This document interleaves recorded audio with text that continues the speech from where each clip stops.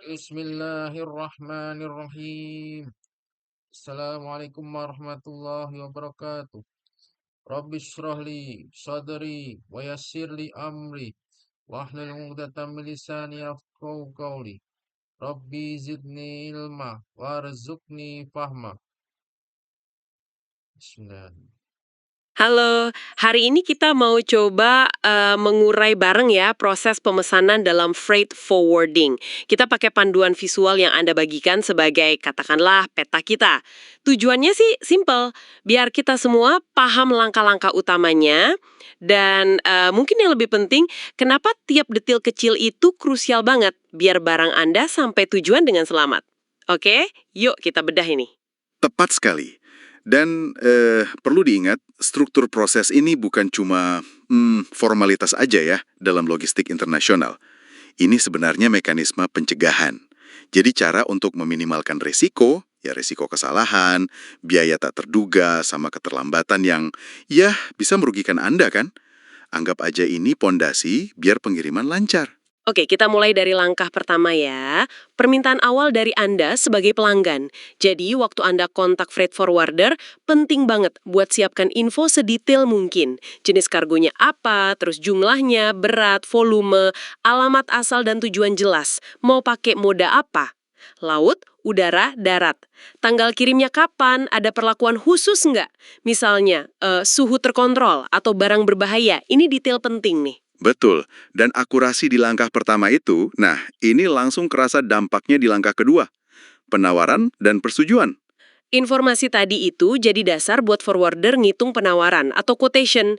Biasanya isinya ya biaya angkut atau freight, biaya penanganan atau handling, terus ada estimasi biaya cukai, sama asuransi kalau memang Anda minta.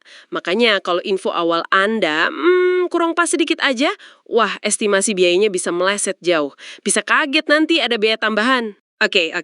Jadi harus akurat dari awal ya. Nah, begitu penawaran deal, forwarder lanjut ke langkah 3 dan 4. Ini soal pemesanan ruang kargo di kapal, pesawat, atau truk. Sama yang sering jadi tantangan nih, ngurus dokumen. Di sini nih sering ada hambatan yang nggak kelihatan. Dokumen utama kayak faktur komersial, komersial invoice, terus daftar pengepakan, packing list. Kalau laut pakai bill of lading, kalau udara airway bill. Izin ekspor-impor, kadang juga perlu sertifikat asal, certificate of origin. Semua itu harus siap dan yang penting akurat. Seringkali kelancaran arus informasi lewat dokumen ini jauh lebih kritis daripada kecepatan kapalnya sendiri loh. Bayangan aja kalau ada salah ketik di faktur komersial, barang Anda bisa nyangkut lama di pabean. Betul sekali. Dokumen-dokumen yang tadi disiapkan itu ibaratnya paspor lah buat barang Anda, biar bisa lewat gerbang pabean di negara asal. Itu langkah kelima, izin bea cukai ekspor. Nanti petugas bea cukai akan cek, cocok nggak nih barang fisiknya sama dokumen pendukungnya. Makanya kelengkapan dan keakuratan itu harga mati di sini. Kalau salah, ya bukan cuma telat, tapi bisa kena denda atau amit-amit barangnya disita. Waduh, ngeri juga ya.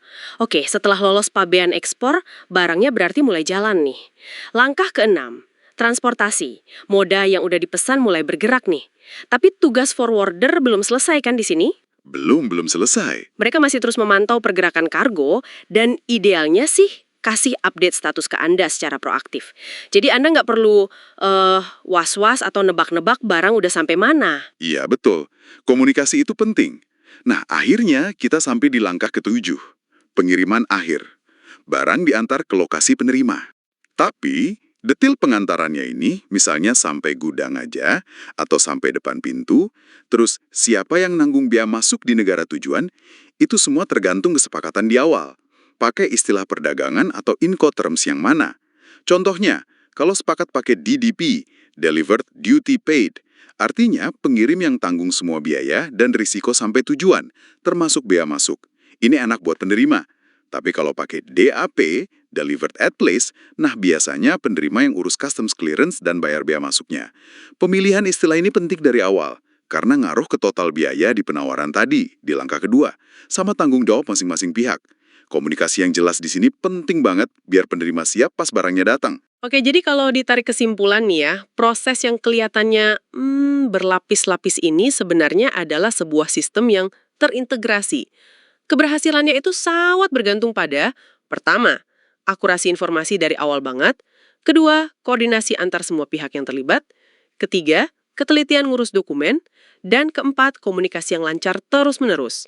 Ini bukan cuma mindahin barang dari A ke B, tapi lebih ke ngelola aliran informasi dan ya aturan-aturan yang kompleks itu. Semoga penelusuran singkat kita ini bisa kasih Anda gambaran yang lebih jernih lah ya tentang apa sih yang sebetulnya terjadi di balik layar pengiriman barang internasional Anda. Intinya soal detail, koordinasi, dan antisipasi. Iya. Dan sebagai penutup mungkin ada satu hal yang menarik untuk Anda pikirkan lebih lanjut.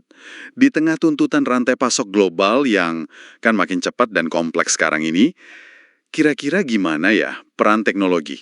Misalnya otomatisasi atau pelacakan real time, pakai IoT, atau bahkan mungkin blockchain untuk keamanan dokumen.